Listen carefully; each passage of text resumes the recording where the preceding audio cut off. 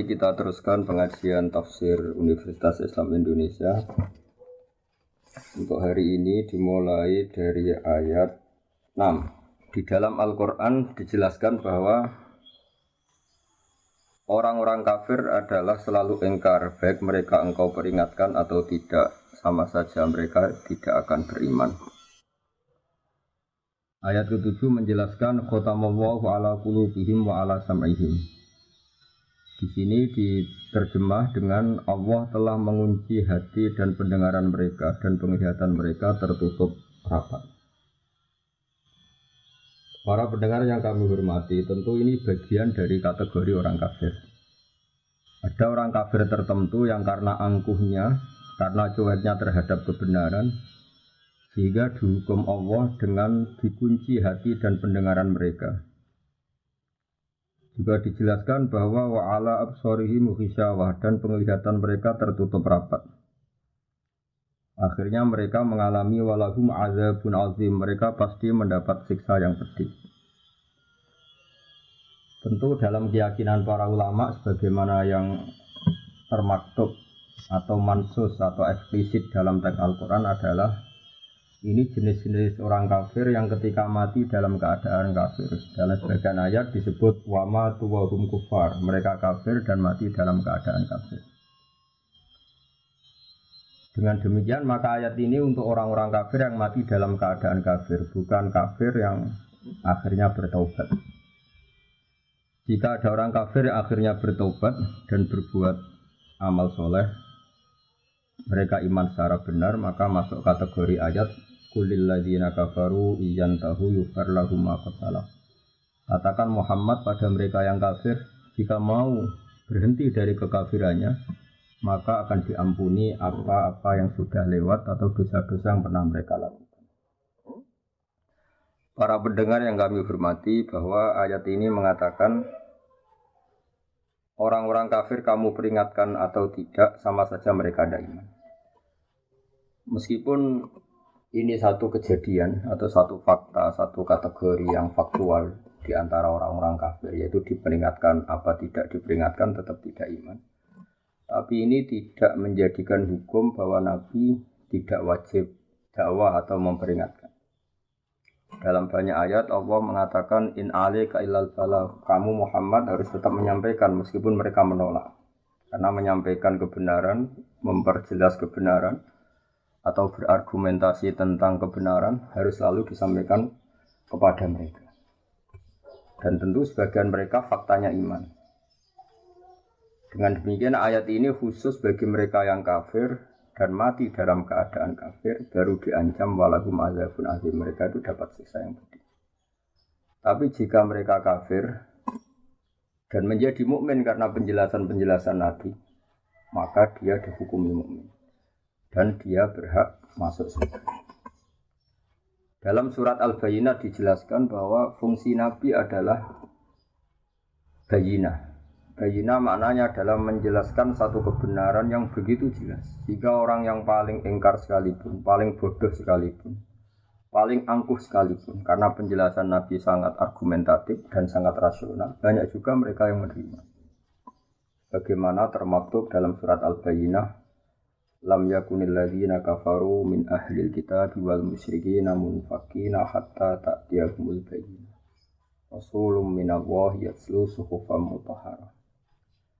Mereka yang kafir, baik kafir golongan Yahudi Nasrani maupun kafir dari golongan musyrik Mekah kala itu, tidak akan tercerabut dari akar kekafirannya sehingga datang al-bayyinah. Al-Bayyinah itu apa? Kebenaran sejati, kebenaran yang begitu gamblang, begitu jelas, begitu transparan. Yakni adalah Rasulun minallah yatlu suhufan mutahharah, yaitu Rasul Allah yang membaca lampiran-lampiran suci, yakni Al-Quran. Ada fakta sejarah bahwa Umar bin Khattab dulu itu kafir. Dia dikenal dengan preman pasar ukat.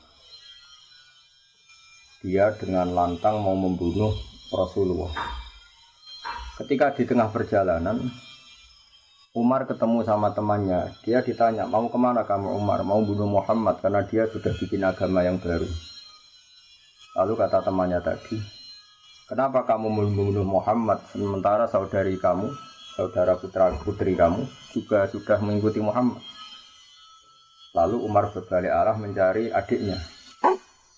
Kemudian setelah ketemu adiknya, ternyata adiknya baru mengkaji surat Toha bersama suaminya. Ketika Umar datang dan mendengar surat Toha tadi, yang diantaranya dikatakan ada wahyu, Toha ma anzalna alaikal Qur'ana litasqa illa tazkiratal liman yakhsha. Muhammad, kamu saya turunkan Al-Quran kepada kamu ini bukan untuk kamu celaka.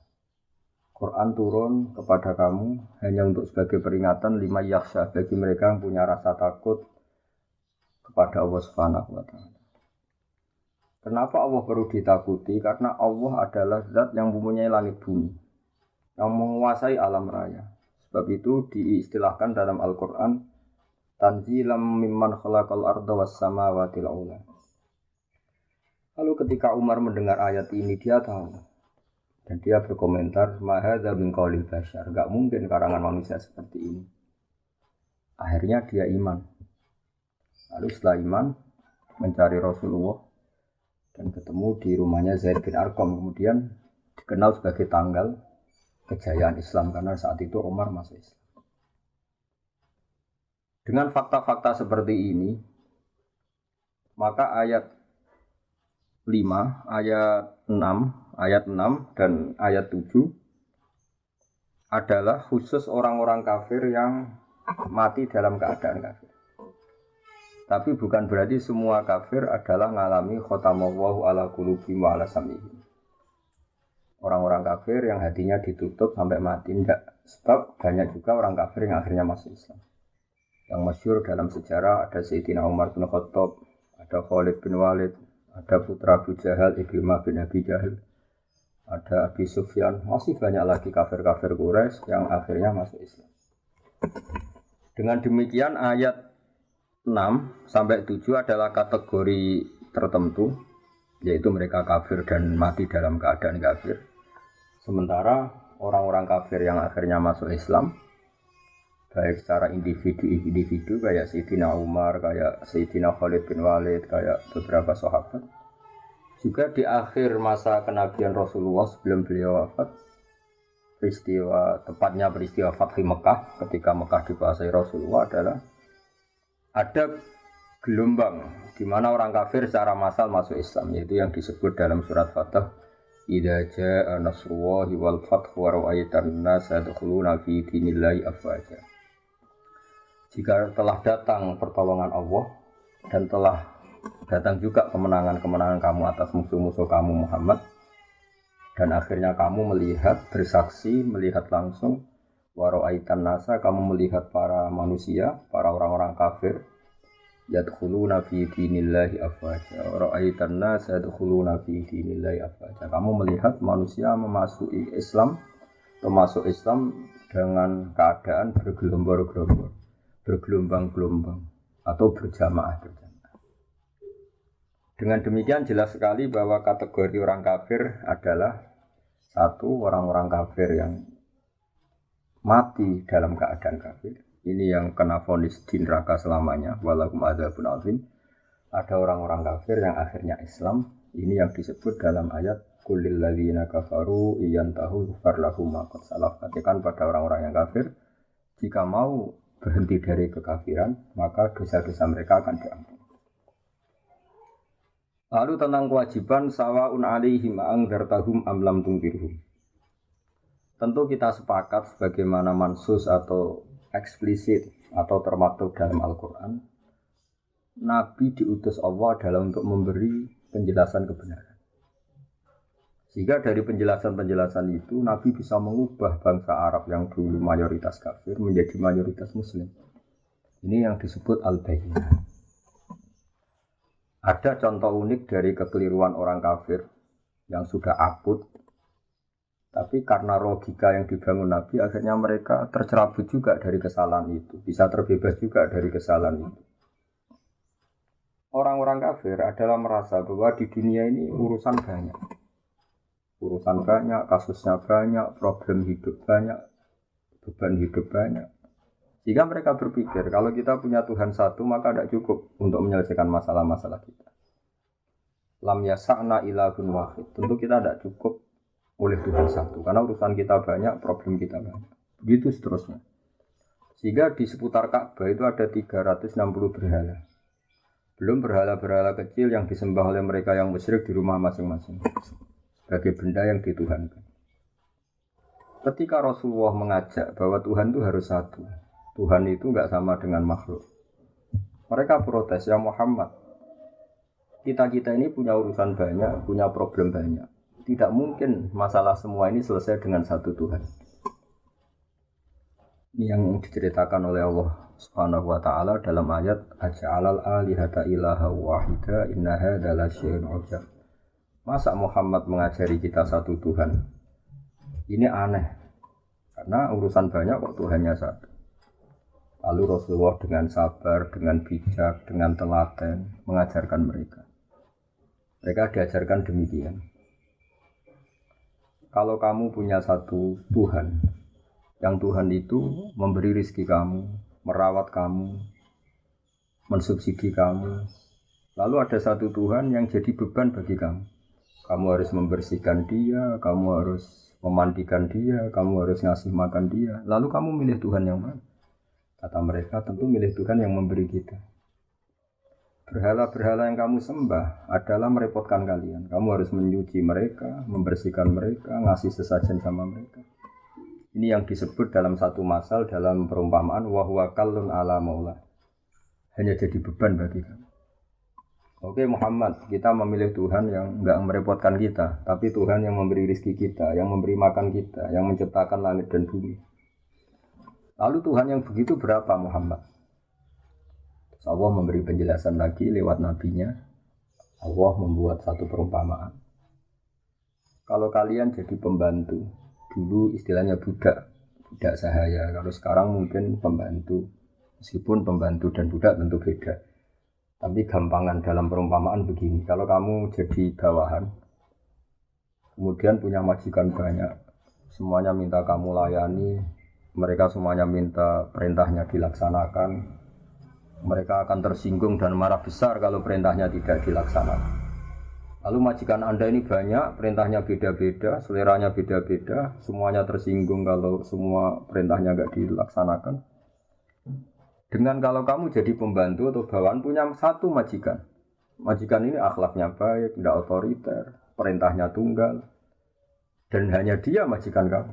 Kamu milih mana punya majikan banyak yang berbeda-beda dengan satu majikan saja. Lalu orang kafir menjawab, tentu Muhammad kita milih satu majikan saja. Kata Rasulullah, begitulah Tuhan. Tuhan kamu adalah nanti yang ngatur kamu, yang merintahkan kamu, yang bikin aturan. Jika Tuhan satu, maka nyaman bagi kita semua. Karena perintahnya satu, dari zat yang satu. Dan tidak ada rivalitas, tidak ada saingan. Ini yang dimaksud dalam ayat Dorobawahu mathalar rojulan fihi syuraka mutasyakisuna wa rojulan salamal lirojul hal yastawiyani masalah. Coba Anda logika, Anda angan-angan, Anda pikirkan bagaimana kalau ada seorang lelaki yang jadi bawahan, kemudian dia punya majikan banyak yang seleranya beda-beda, yang perintahnya beda-beda, semuanya minta dilayani, semuanya memerintahkan untuk ditaati.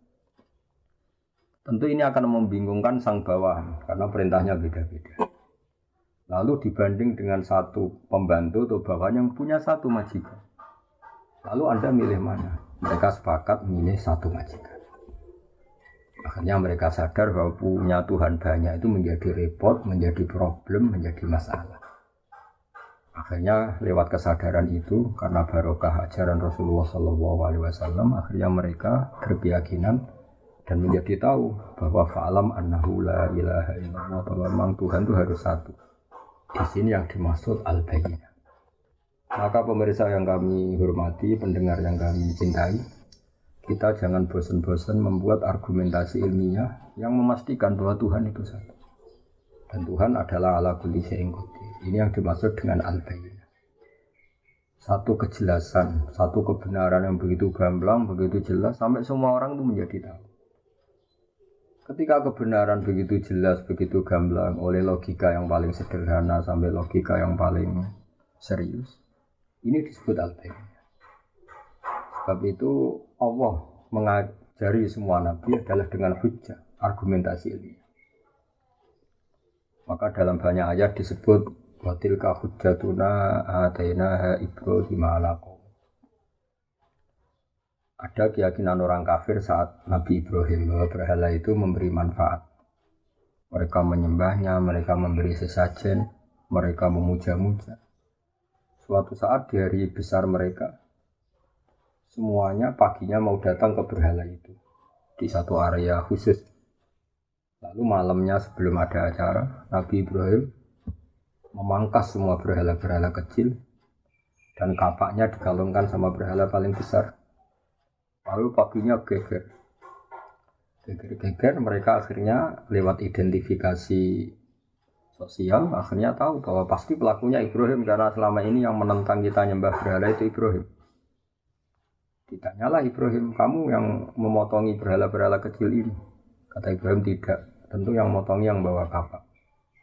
Kata mereka, ini hanya berhala, gak mungkin bisa motongi, bisa merusak berhala-berhala kecil. Di sini logika mereka kelihatan keliru. Kalau kamu yakin nggak bisa motongi berhala-berhala kecil, kenapa kamu yakin dia Tuhan? Tuhan itu harusnya bisa melakukan sesuatu, bisa berikhtiar, bisa membuat langit bumi macam-macam. Ini hanya berhala. Hanya mereka sadar bahwa mereka salah. Ini yang disebut hujjah.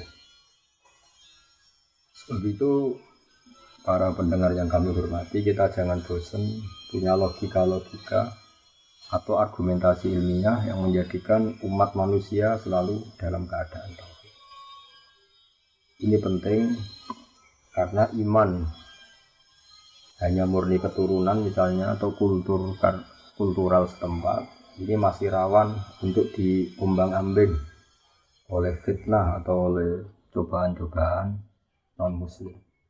Tapi kalau iman dengan argumentasi ilmiah yang kuat, insya Allah, kalaupun kita hidup di Eropa, di Amerika, di negara mana saja, kalau tauhidnya kuat dengan argumentasi yang al-bayyinah, maka iman ini insya Allah terjadi.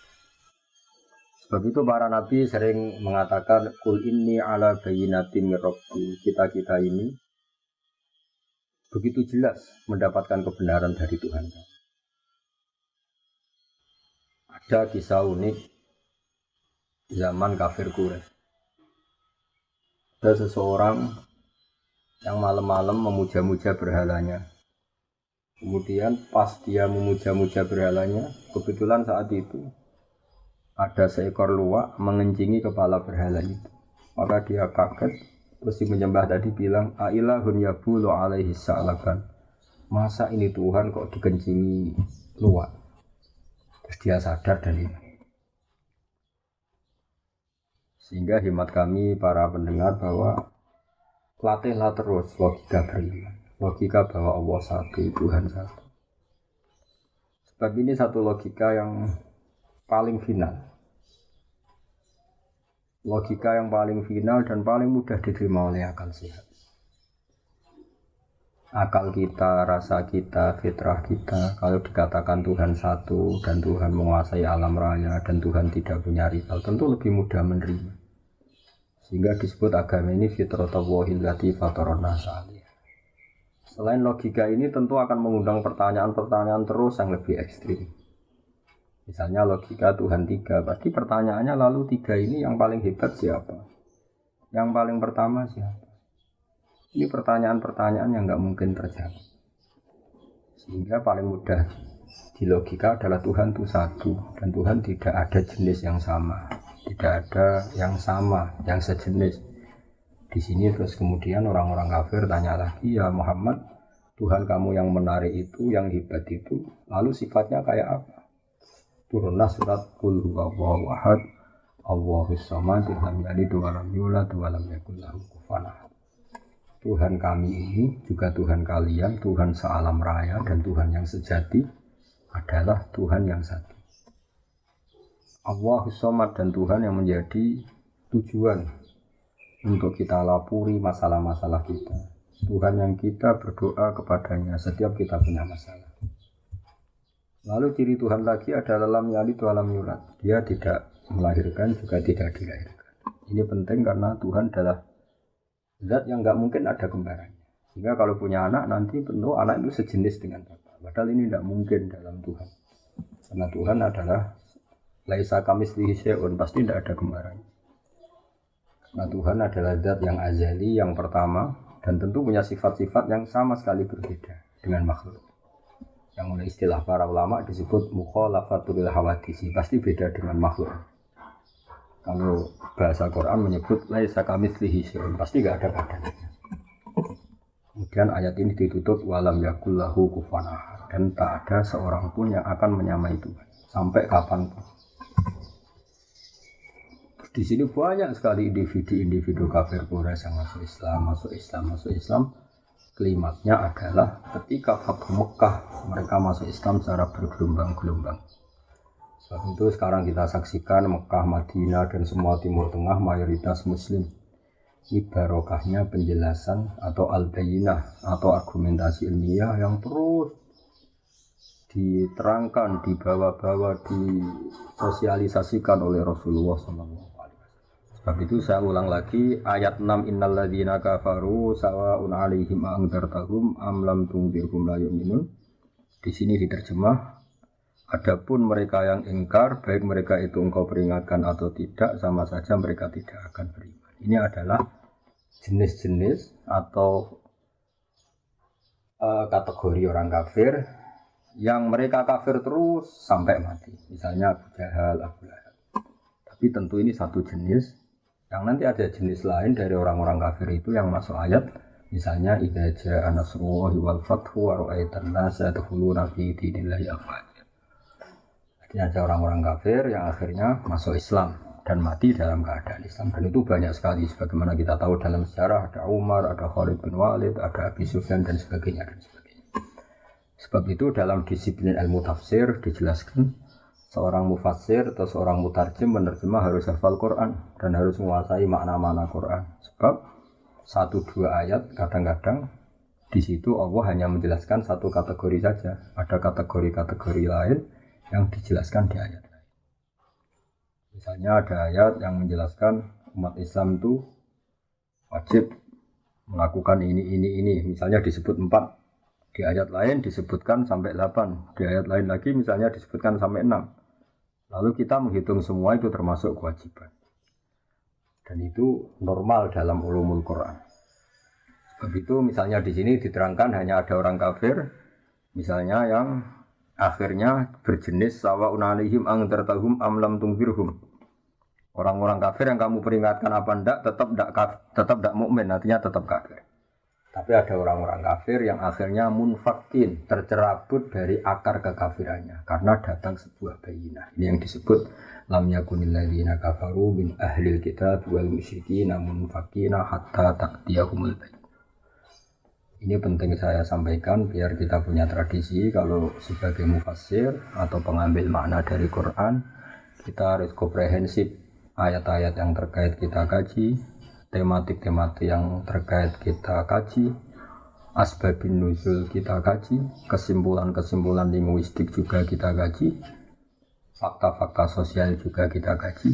Dengan demikian terus kita menyimpulkan ada sekian kategori yang baru boleh kita yakini sebagai hasil penelitian atau hasil penafsiran. Contoh gampang misalnya begini. Di ayat-ayat umum tentu orang baik itu wa yuqimunas shalat, yaitu yang mendirikan sholat. Orang-orang baik adalah orang-orang yang iman bil ghaibi, melakukan sholat, mau melakukan zakat. Kemudian di sini misalnya secara eksplisit enggak disebut haji. Tapi nanti di ayat lain jelas di antara rukun Islam misalnya kita kena khitab, kena aturan wa atimul hajjal umrata lillah. Atau misalnya di ayat lain dijelaskan walillahi 'alan nasi hajjul baiti man istata'a ilaihi sabila. Kamu ini kalau mampu wajib haji misalnya.